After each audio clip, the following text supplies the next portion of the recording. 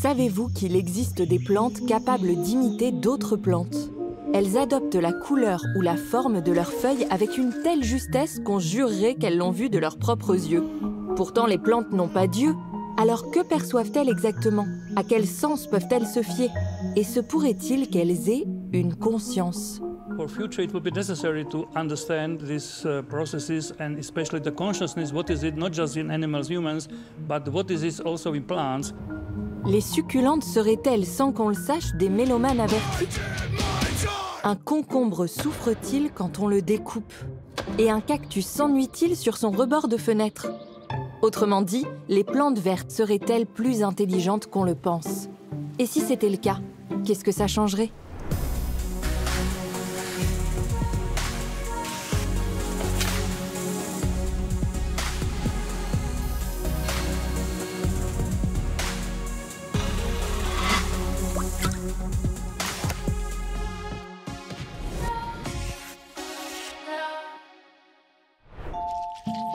Comparer la vie intérieure des plantes avec celle des humains ou des animaux.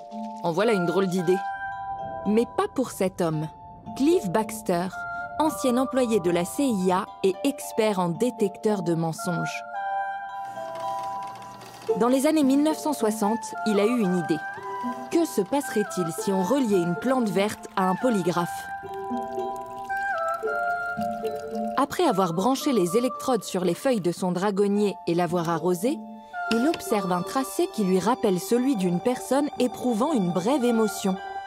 Baxter pousse ensuite l'expérience plus loin. Il plonge des crevettes vivantes dans de l'eau bouillante près du dragonnier. Dans les enregistrements obtenus, il pense identifier de la compassion. Et il émet l'hypothèse que les plantes sont sensibles aux événements et aux émotions se produisant autour d'elles. Une théorie appelée effet Baxter. Mais ces expériences, largement contestées par la communauté scientifique, n'ont jamais pu être reproduites. Manque de peau, il nous faut donc trouver un autre moyen d'étudier la perception et la conscience des plantes. Car il doit bien y avoir quelque chose. Sinon, comment un abricotier saurait-il quand il doit fleurir? Comment une plante grimpante s'oriente-t-elle parfaitement vers la lumière? Et comment certains arbres font-ils pour détecter l'arrivée de prédateurs voraces avant de sécréter des toxines pour se défendre?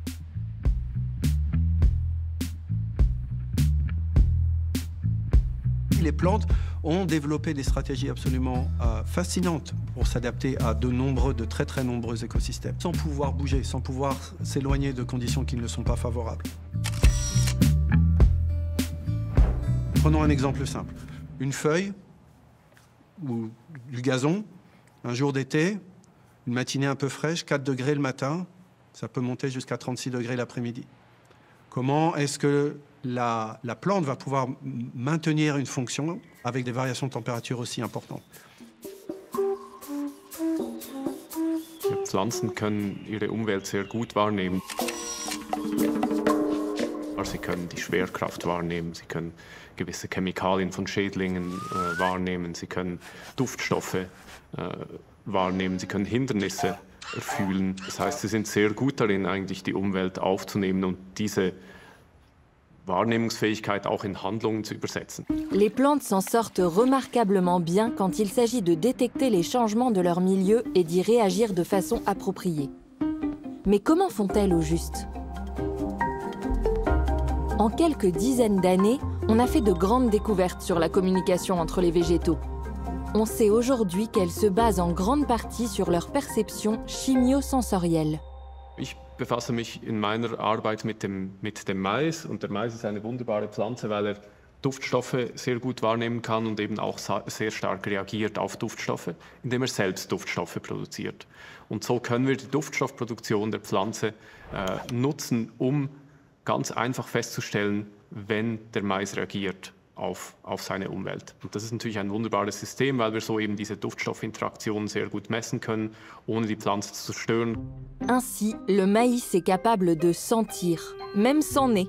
Il capte les molécules odorantes par de minuscules ouvertures sur ses feuilles. Mais cette faculté est-elle le signe que les plantes disposent de sens comme les nôtres et qu'elles s'en servent consciemment? Car là est la question. Un organisme végétal ne fait-il que réagir à ce qui l'entoure, ou bien prend-il, en son âme et conscience, une véritable décision? Et voilà la grande différence entre la vie végétale dont le mouvement est provoqué par des éléments extérieurs et la vie animale entendue au sens large, en incluant l'humain, d'individus qui décident d'agir. Une distinction sans appel pour les végétaux, réduits à de simples automates. Mais pas si vite. Car ces dernières années, les médias ont fait leur chou gras avec l'aptitude supposée des plantes à entendre, goûter, voir, sentir ou même penser ou éprouver des émotions. En voici quelques exemples. La question est donc loin d'être tranchée. Et la science elle-même ne cesse de faire le parallèle avec les sens et les sentiments humains. Aujourd'hui, certains auteurs mettent sur le même plan la vie humaine, la vie animale et la vie végétale. Quels sont les dangers que présente cette égalisation de toutes les formes de vie? Les animaux et les plantes, la souffrance qu'ils appellent la souffrance des plantes et la souffrance des animaux, visent à justifier l'exploitation animale en disant que finalement, tout souffre, les plantes souffrent, les animaux souffrent, les humains souffrent. Nous y reviendrons plus tard. Pour l'instant, revenons à notre question. Peut-on réellement comparer une plante à un être humain en termes de conscience, de vécu et de ressenti? Wenn Sie eine Pflanze beschädigen, wenn Sie ein Blatt abreißen, dann nimmt die Pflanze das wahr. Man könnte also so sagen, sie hat sogar eine Art Schmerzempfinden. Aber dieses Empfinden wird dann eben nicht in ein Leiden übersetzt, nicht in ein Gefühl des Leidens. Inspiré par Cliff Baxter et son dragonnier, Peter Tompkins a écrit en 1973 le best-seller « La vie secrète des plantes ». Il y décrit les plantes comme des êtres vivants avec une âme et du caractère. Considéré par certains comme un classique, son livre est aussi décrié par la communauté scientifique. This book was making a lot of interest, but also a lot of bad impacts on the plant science. It was somehow accused that we are just somehow trying to come back to some fantastic non-scientific issues about plants. So of course we were studying really plants as a scientist. My motivation is that the plants are really very smart organisms and very intelligent. Intelligentes, les plantes? Dans quel sens? On n'a rien qui nous prouve pour l'instant qu'elles soient capables de faire des opérations arithmétiques, de calculer 2 plus 5. Non, ça, rien ne nous le prouve. En revanche, les plantes sont capables d'adapter leur comportement à leur environnement. D'une manière bien plus complexe que ce qu'on pense. Pour les neurosciences, l'intelligence résulte de processus cognitifs variés et complexes, tels que la mémoire, la perception, l'apprentissage, la résolution de problèmes, la pensée critique et la prise de décision. Mais pour tout cela, ne faut-il pas une sorte de cerveau que les plantes n'ont pas? À la différence des animaux et des êtres humains, les plantes sont construites de façon modulaire. Elles se composent de plusieurs unités identiques qui se répètent, comme les branches ou les feuilles. Elles peuvent adapter cette structure physique à leur environnement et à l'énergie disponible. Parce que, contrairement à nous, elles ont un système décentralisé et non un cerveau aux manettes de tout l'organisme. Dort funktioniert das modularer, das heißt, ein Blatt ist im Schatten und da kommt wenig Licht auf dieses Blatt. Dann kann das Blatt jetzt anfangen zu reagieren und fängt an, den Energieverbrauch zu senken und auch die Photosynthese zurückzufahren. Und vielleicht die Sonnenblume fängt sogar an, sich etwas zu drehen in Richtung Licht. Die Pflanze ist sich aber in diesem Moment natürlich nicht wie wir bewusst, was sie gerne möchte und was sie braucht und leitet dann nicht aus ihrer Wahrnehmungsfähigkeit konkrete Aktionen ab, sondern sie hat eben Programme, die sie aktiviert, die sich über Jahrmillionen so entwickelt und so bewährt haben. Est-ce rendre justice aux végétaux de dire cela? Les tenants de la neurobiologie végétale soutiennent que les plantes ont des facultés intellectuelles. Cette branche de la botanique ne fait pas l'unanimité, puisqu'au sens premier, la neurobiologie est l'étude du cerveau et du système nerveux.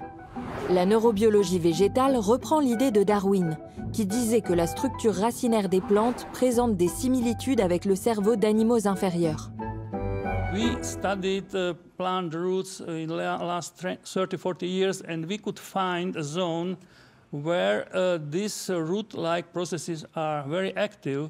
And the zone is now called transition zone. And of course, the roots are many in one plant, and they are connected via cell files, which are acting again as a neuron. So it is not possible to compare it with the human brain or animal brain, of course, but it is a plant-specific.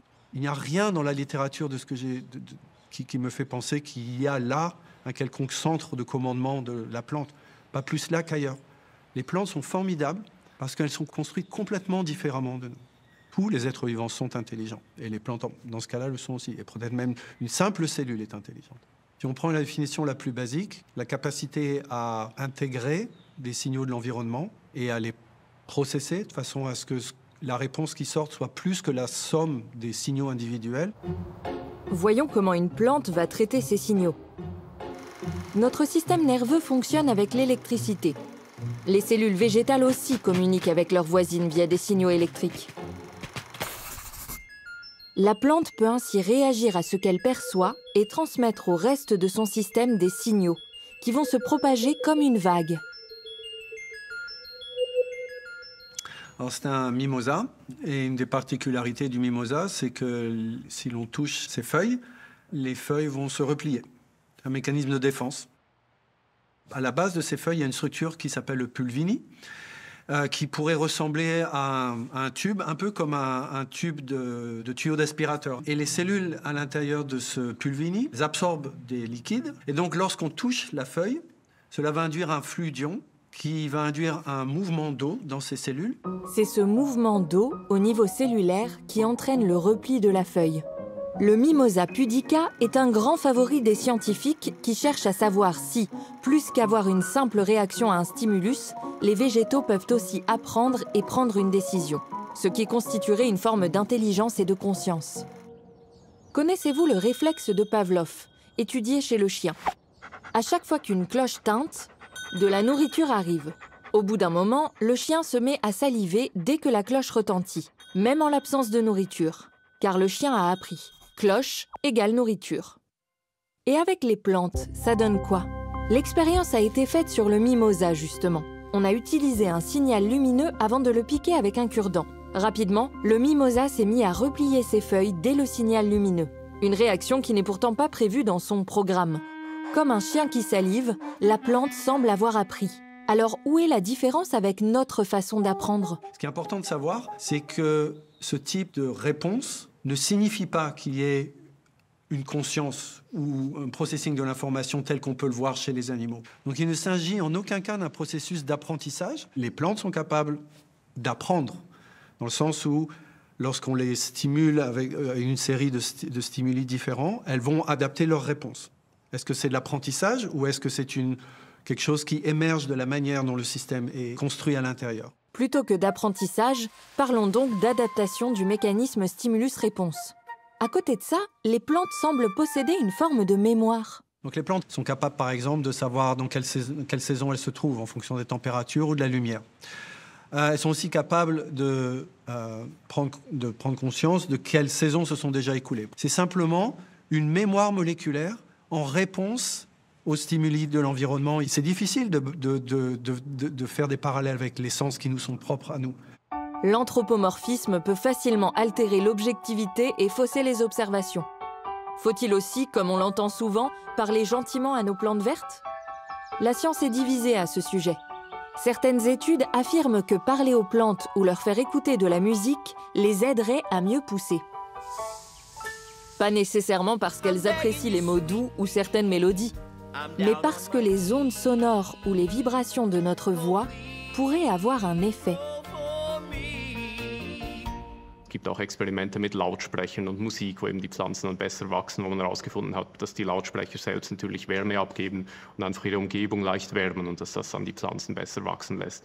Also man muss wirklich schauen, dass man diese Experimente sehr sorgfältig und auch über lange Zeit immer wieder durchführt und dann kommt man mit der Zeit der Wahrheit näher. Un autre débat fiévreux entoure les capacités d'une plante mimétique, la Bocchilla trifoliolata. Cette liane grimpante originaire du Chili a la particularité d'imiter la forme, la taille et même la couleur des feuilles de la plante à laquelle elle s'accroche. Un ingénieux camouflage pour se protéger des prédateurs.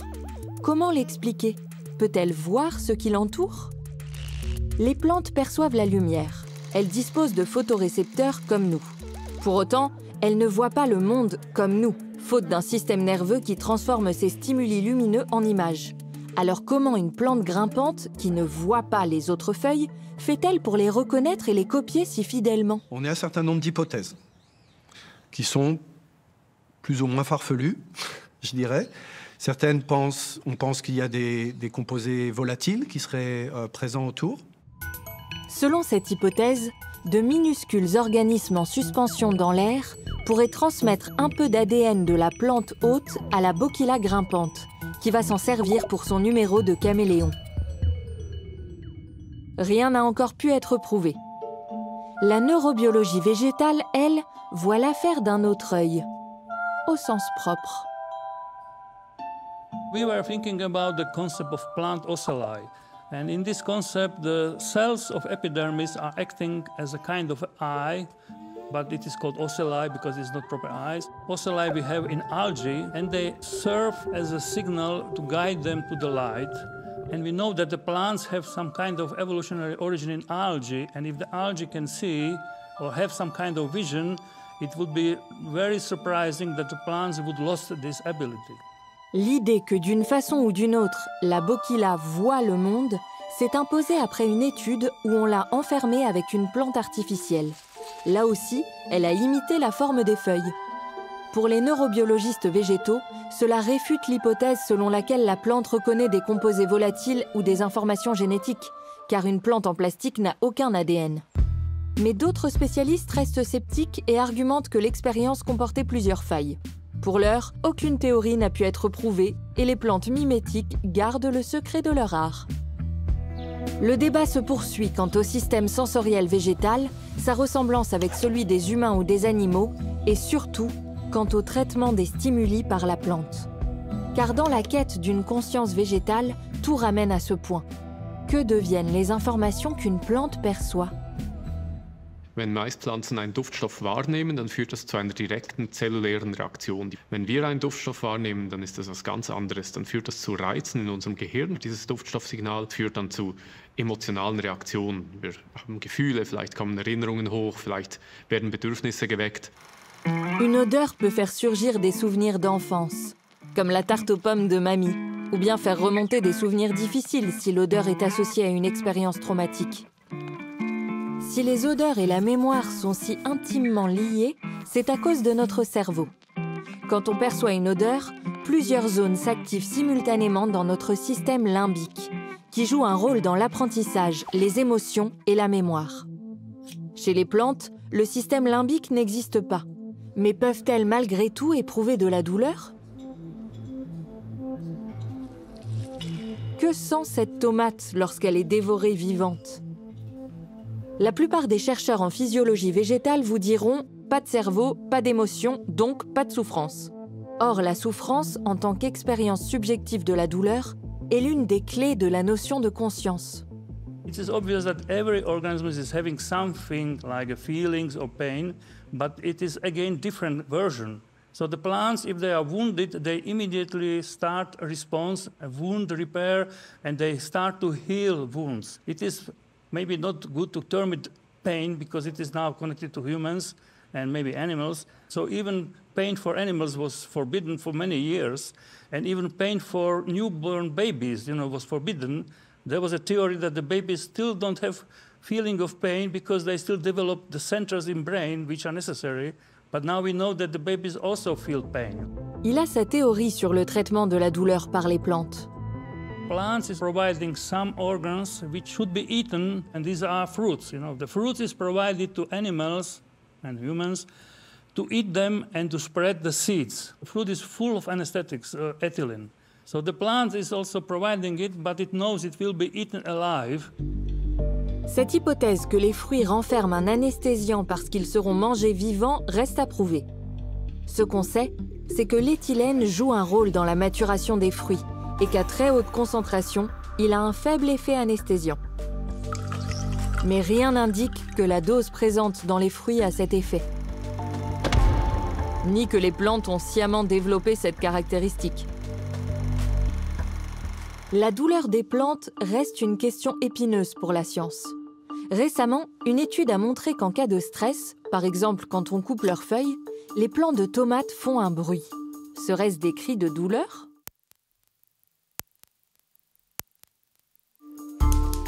Cela rappelle du papier bulle qu'on éclate. Pour la première fois, cette salve d'ultrasons émis par les tomates a pu être enregistrée, puis rendue audible pour les oreilles humaines. Là encore, les gros titres humanisant les tomates ne se sont pas fait attendre. Et quelle est l'origine de ces sons? Il faut savoir qu'une plante, c'est un réseau de tubes, le tissu vasculaire, et que ces tubes contiennent des liquides sous pression. Si on commence à perturber la pression dans ces tuyaux, par exemple en coupant une feuille ou en diminuant l'eau dans le pot, ça va modifier la pression. Et un processus qui s'appelle la cavitation peut se manifester. C'est la formation de petites bulles qui vont, lorsqu'elles vont se dissiper, produire des sons. Les plantes ne crient pas quand elles n'ont pas d'eau. Elles font un certain son. Pas un cri de douleur, mais un simple phénomène physique. Alors ne faudrait-il pas revoir notre vocabulaire quand on parle des plantes, afin de ne pas gommer les frontières entre le monde animal et végétal? Le problème, c'est qu'il n'est jamais simple d'observer le monde en s'affranchissant de notre point de vue d'être humain. Il ne s'agit pas à nous interdire que du point de vue littéraire, poétique, métaphorique, il soit possible de parler de n'importe quelle entité, aussi bien d'un objet, en utilisant des métaphores qui vont lui attribuer une sensibilité, une vie personnelle. Donc ce que l'on peut reprocher aux auteurs qui humanisent de manière radicale les plantes, c'est de ne pas nous dire « j'utilise des métaphores ». For plants, we are quite convinced they have something like consciousness. Plant-specific version, of course. Normally in science, you should start with the simple organisms, and if you understand it, then you can move higher.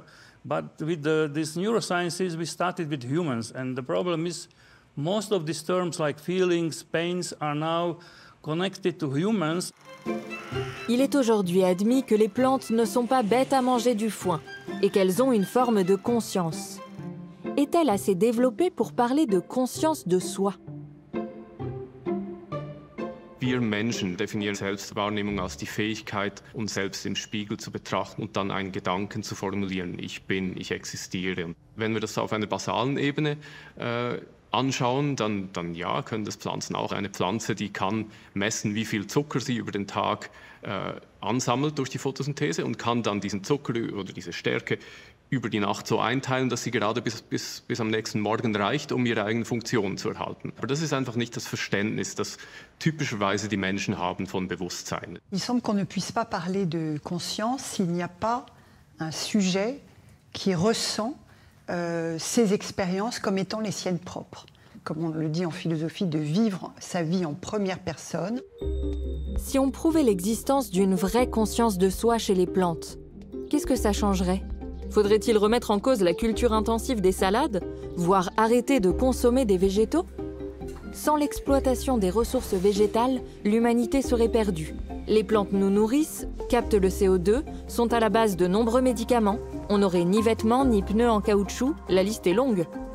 Nous n'avons pas, je crois, pour la majorité des gens, le sentiment, en prenant une salade, d'assassiner une plante qui vous voit arriver, qui a peur de vous et qui tient à continuer sa vie. Si vous coupez en deux un humain ou un animal, vous le tuez.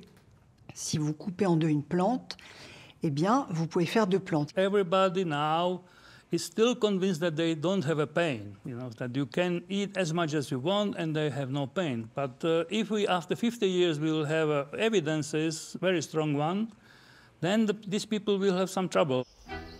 Soyons honnêtes. Peut-on se permettre de s'interroger sur la conscience ou la douleur des plantes alors qu'on n'est pas capable d'assurer des conditions d'élevage dignes aux animaux dont il est pourtant prouvé qu'ils sont doués de sensibilité ? À l'heure où la condition animale se détériore de plus en plus, on n'a jamais autant enfermé d'animaux, on n'en a jamais autant tué, pêché, chassé, où l'expérimentation animal dans les laboratoires est en nombre croissant, où le niveau de sévérité est croissant. Je trouve, si vous voulez, ce genre de discours, je le dis franchement, abominable. Peut-être ne faut-il pas en faire tout un foin, mais seulement suivre l'exemple de la Suisse, qui, en l'an 2000, a inscrit dans sa constitution la notion de dignité de la créature. Elle vise à un traitement digne des animaux, mais aussi des végétaux et d'autres organismes vivants. Ce principe a donné lieu à de grands débats sur la dignité des plantes. Les commissions fédérales d'éthique ont tranché. Avoir une dignité n'implique pas que les plantes ont une conscience, des sentiments et des émotions comme les nôtres. L'idée est surtout de protéger le règne végétal contre les abus, notamment contre des modifications génétiques trop poussées. Reste que les recherches récentes en biologie végétale incitent à mieux y réfléchir. Qu'est-ce qu'une plante au juste? Das ist die Gefahr, wenn wir Pflanzen zu sehr vermenschlichen, dass wir eben gar nicht mehr sehen, was Pflanzen eigentlich sind, nämlich wahnsinnig faszinierende Organismen, die wahnsinnig viel zu bieten haben und die unglaublich spannend sind zu erforschen. Si on laissait les plantes vivre leur vie de plantes, en cherchant à les comprendre sans les humaniser, on pourrait sûrement en prendre de la graine. Exemple avec la tomate criant à la sécheresse. Grâce aux enregistrements audio, les agriculteurs pourraient mieux irriguer les plants de tomates dans leurs champs ou leurs serres. Im Falle der Duftstoffe könnte man sich zum Beispiel vorstellen, dass diese Duftstoffe dann im richtigen Moment vom Landwirt zugegeben werden, um in der Pflanze eine spezielle Reaktion auszulösen, um der Pflanze sozusagen mitzuteilen, wann sie etwas tun soll, wann sie vielleicht ihre Abwehr aktivieren soll oder ihre Trockenstressantwort oder vielleicht spezielle Stoffe produzieren soll, wenn sie dann die der Landwirt dann gerne ernten möchte. In fine, c'est donc bien une question de conscience. La nôtre. Nous devons voir les plantes telles qu'elles sont et continuer à les étudier pour mieux les comprendre, afin tout simplement de mieux protéger le règne végétal, garant de la vie sur cette planète.